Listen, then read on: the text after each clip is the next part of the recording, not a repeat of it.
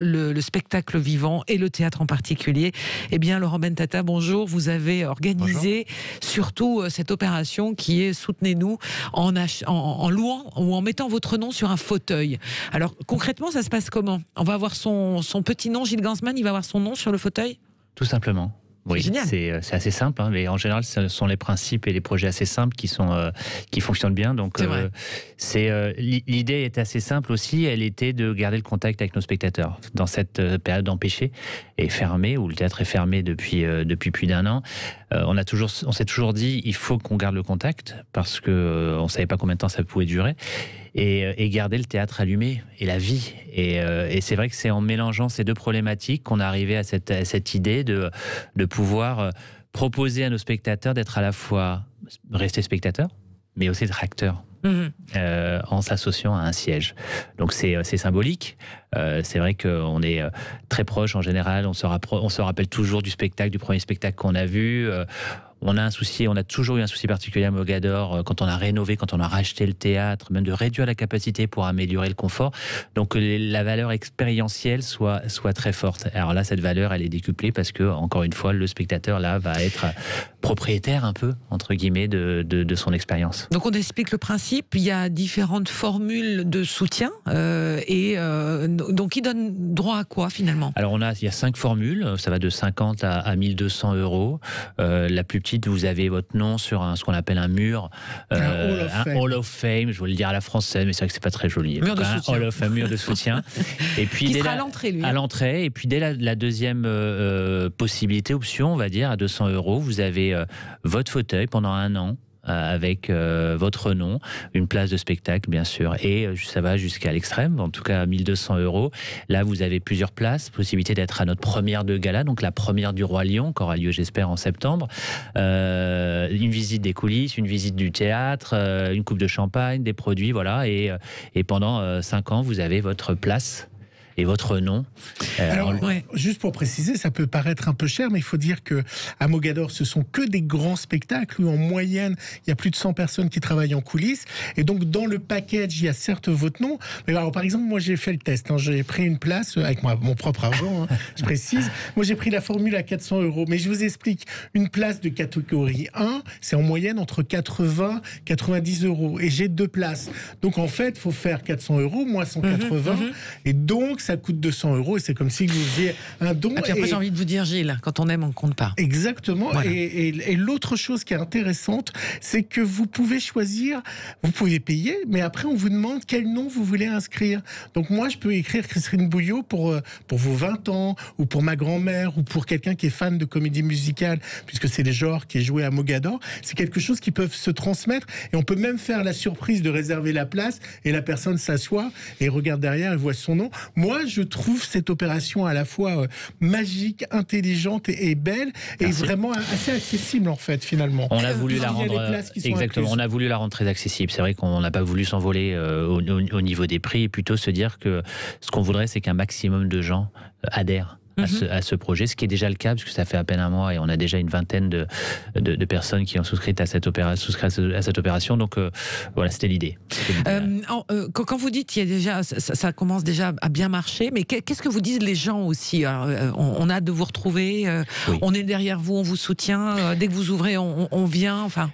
On a senti cet élan et cette solidarité et cette fidélité de nos spectateurs depuis le jour. La fidélité, parce que finalement, tout à fait. Depuis le jour 1, je pense que la culture, l'absence de culture, elle nous manque cruellement, tous. Je pense qu'aujourd'hui, quand on voit arriver le week-end, ou même le soir, quand on rentre chez nous après une journée fastidieuse de boulot, il manque quelque chose, quoi. Il manque quelque chose, on a éteint la lumière. Nous aujourd'hui on veut garder cette petite, vous savez, il y a toujours, on appelle ça la ghost lumière dans un théâtre, on garde toujours une lumière dans un théâtre, même quand on ferme le théâtre, elle est toujours allumée. C'est une petite ampoule. Ça s'appelle the Ghost Light, exactement. Donc il y a plein de légendes dessus. Je m'attarderai pas là-dessus, mais il y a plein de légendes intéressantes. Donc nous on garde cette lumière, et cette lumière c'est le contact avec nos spectateurs, parce que la lumière elle vient de là. Vous savez, on a été fermé pendant 1 an, il y a 4-5 ans à Mogador après un incendie. Le jour où on a repris avec Grise, la première de Grise, je peux à peine vous décrire l'émotion qui était la nôtre, d'entendre du bruit, d'entendre du bruit, de voir la lumière dans le théâtre. Et c'est ce qui nous attend, j'espère, le plus rapidement possible, mais ça va être encore plus fort, vu ce qui s'est passé ces derniers mois. Justement, cette réunion aujourd'hui, vous en attendez beaucoup. Vous pensez qu'on va tenir les délais, que finalement, on fait un peu de politique, mais sur le plan de l'organisation de sortie de crise, le chef de l'État nous a dit, mi-mai, on peut espérer réouvrir les lieux qui étaient fermés. Vous y croyez? Vous lui faites confiance? On y croit, oui, on y croit, il faut y croire. Il faut y croire, il y aura une sortie de crise. On ne va pas rester comme ça éternellement, on ne va pas rester sous cloche éternellement. Aujourd'hui, on a besoin de deux choses. On a besoin de perspectives et on a besoin que les autorités comprennent qu'on est dans une obligation avec un délai de prévenance. On ne lance pas un spectacle en 2 semaines. Par exemple, si on dit à partir du 15 mai on ouvre, comment ça se passe pour vous à Mogador? Vous commencez par quoi? Nous, on ne s'est pas arrêté. C'est-à-dire qu'on continue, on commence à répéter. En ce moment, on a l'école du Roi Lion qui a été maintenue, avec des protocoles très stricts, bien sûr. Mais nous, on s'est mis en ordre de marche déjà. On travaille pour septembre. Donc, on est obligé d'avancer quand même. On ne peut pas attendre. Même si le gouvernement vous demande que vous soyez à une jauge à 50%, est-ce que c'est vivable pour 50%, non. 50%, et dans ce non. cas-là, vous ouvrez pas? On décalera. 50%, on ne pourra pas. Donc, même si derrière il y a des aides, on ne pourra pas. Donc, ce qu'on a besoin, on a parlé de ces 3 paliers. Il y a 3 paliers, le gouvernement a déjà communiqué là-dessus. 35%, 65% et 100%. Aucun théâtre privé n'ouvrira à 35%. Aucun. Donc, ce premier palier, pour nous, on le refuse catégoriquement. Alors, peut-être d'autres théâtres publics, ça c'est un autre débat. On sera à 65%, je pense qu'une partie des théâtres rouvriront. Et là, vous perdez de l'argent? On en gagne très peu ou à peine. Donc celle-là aussi, 65%. Ça dépend. Après, ça dépend parce qu'il suffit de mettre un fauteuil entre 2 groupes. Et si un groupe, pour le Roi Lion, on estime qu'un groupe c'est 3 personnes, donc ça sera peut-être à 70% qu'on pourra ouvrir. C'est ces perspectives dont on a besoin. On a besoin de se dire, allez, mi-mai, on ouvre à 35%. 15 jours après, on ouvre à 65%. Et septembre, peut-être qu'on pourra ouvrir. C'est de ça dont on a besoin. Alors qu'il y ait des critères derrière pour pouvoir passer d'un palier à l'autre, comme ça a été fait à Londres. Oui, bien sûr, on peut l'entendre. Si la vaccination atteint tant de pourcents de la population, si le taux d'infection descend à tant, on passe d'un palier à l'autre. Mais ça, on ne nous l'a jamais communiqué. On l'attend, on le demande depuis des mois. Je ne sais pas quel est le niveau de complexité pour donner ce calendrier-là. Parce que ça nous permet au moins de travailler et de savoir, et de dire à nos spectateurs, parce qu'il y a plusieurs dizaines de milliers de spectateurs qui ont acheté des billets du Roi Lion déjà. Et on leur doit, je tiens à les remercier par ce micro, mais on leur doit aussi des réponses.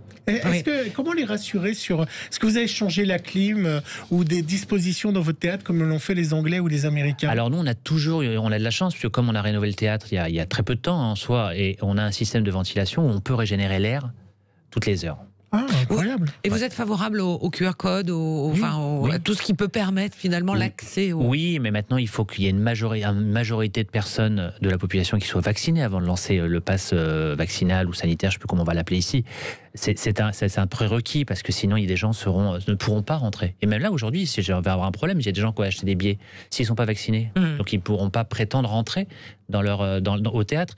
Non, il faut qu'il y ait un maximum de gens. Après, ça sera un mix, je pense, une formule hybride entre le test et le vaccin. Et ça, on va le mettre en place. Mais la priorité pour nous aussi, c'est nos acteurs, nos techniciens, parce que même si on ouvre en septembre, pour nous, le spectacle, il démarre au mois de juillet, les répétitions. Et moi, ma vraie problématique sur le Roi Lion aujourd'hui, j'ai 190 personnes qui vont travailler sur le Roi Lion au théâtre Mogador. Est-ce qu'en juillet, je vais pouvoir garantir et ne pas avoir des problématiques de stop and go? C'est ça que je veux éviter. Absolument, parce que vous pourriez imaginer une bulle sanitaire à 190 personnes. La bulle sanitaire, elle est compliquée à mettre en place. Surtout si au mois de juillet, les restaurants et les terrasses, je l'espère, seront ouverts. C'est-à-dire que moi, je peux... Si la vie reprend, en fait. Oui, et puis il y a des jeunes. Ce sont des jeunes. Le profil d'âge, c'est 25-30 ans. Je peux à la rigueur réglementer pendant 10 heures en journée, mais le soir... Mais est-ce que par exemple en coulisses, les choses changent sur les changements de costumes, sur la façon de circuler en coulisses? Parce qu'il y a une 40aine de personnes sur scène, sur le Roi Lion. Comment vous faites pour pas qu'ils soient tous... Il y a un protocole. Je pense que le masque sera une obligation, un prérequis aussi pour les techniciens. Mais pas sur scène. Pas sur scène pour les comédiens, ça c'est sûr. Il faudrait les vacciner en priorité. Alors on ne peut pas l'imposer, mais il faudrait les vacciner en priorité. Mais ils ne sont pas dans la catégorie d'âge. Non, mais ça on le demande. On le demande parce qu'eux, ils n'ont pas de geste barrière, ils sont sans masque sur scène. Aujourd'hui, je pense qu'il y a tellement d'industries qui demandent de passer en priorité, donc tout le monde veut être prioritaire. Nous, on se bat et j'aimerais bien, je pense que c'est illusoire de se dire qu'en juillet, si on veut commencer en juillet, tout le monde sera vacciné. Donc on sera sur un mix avec les tests, mais ça veut dire on pourra pas techniquement tester, même physiquement tester tout le monde pendant tous les jours. Je pense que tous les 5 jours, c'est un peu les protocoles. On a travaillé avec des épidémiologistes pour mettre en place un protocole. Après, il y a des exemples qui ont déjà été menés ailleurs, effectivement. Dernière question, comment vous tenez-vous? Parce qu'on parle de vos équipes, mais comment, quand on n'est pas patron de toute une armée comme ça derrière soi, on tient le choc, on se dit on va en sortir, parce que c'est vous qui êtes en première ligne, j'avais envie de dire.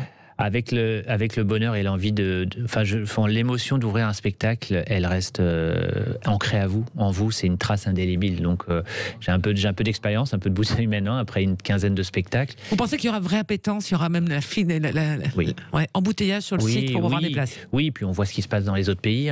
Londres commence à ouvrir, Israël a ouvert, et j'ai des contacts là-bas. Les gens reviennent. Stage, qui est un groupe hollandais avec plein de théâtres, n'a jamais imaginé fermer des théâtres.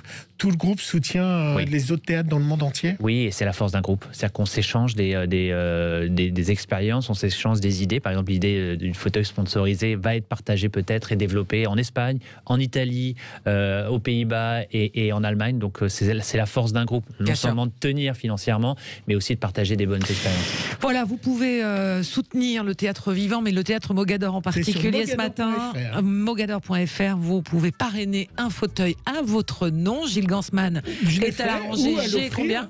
Moi, je suis G quelque chose. Ils vont y aller. Allez, on dévoile pas tout. Merci beaucoup, Laurent Bentata, d'avoir fait un crochet par les studios de Sud Radio pour évoquer effectivement cette vie sous cloche aujourd'hui du monde du spectacle. Et vous nous manquez. Voilà. Et puis, allez, vous aussi. Allez, en septembre, et vous entendrez ça.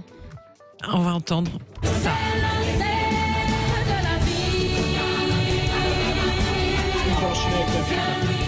Voilà, c'est le Roi Lion, le spectacle que l'on retrouvera, on croise les doigts au mois de septembre, avec les réservations sont ouvertes, vous le disiez, au théâtre Mogador. Il y a eu tellement de comédies musicales, on pourrait toutes les lister effectivement sur la programmation qui a été faite. Dans un instant, sur Sud Radio, on va ouvrir le débat, on va justement évoquer avec nos débatteurs du jour la question de la réouverture, de ce retour à la vie. Un exemple en Belgique, le 8 mai, ils réouvrent enfin les terrasses aussi, donc peut-être que c'est une bonne nouvelle pour nous. À tout de suite.